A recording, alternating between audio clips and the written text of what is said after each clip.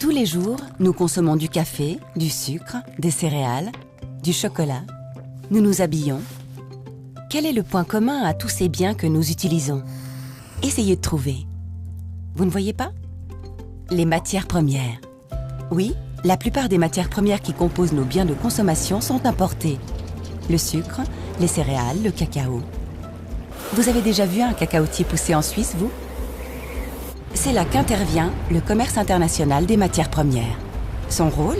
Orchestrer les flux mondiaux entre les lieux de production et les lieux de consommation. Prenons l'exemple du chocolat. Quel plaisir de déguster un bon chocolat chaud avant d'aller à l'école.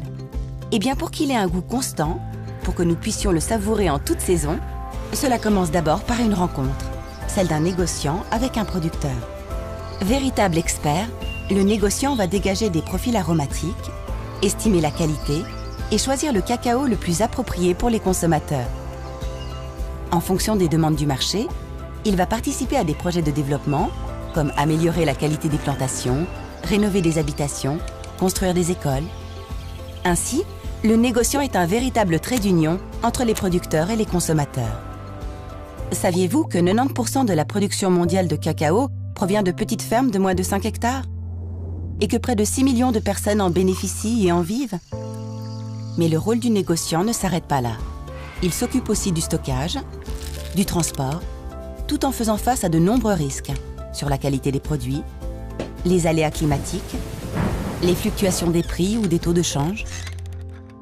Cacao, sucre, céréales, coton, énergie, métaux.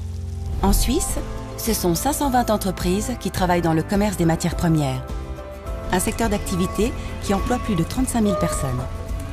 Et, à titre d'exemple, rapporte 20% des revenus du canton de Genève. Alors, vous reprendrez bien un petit bol de chocolat ?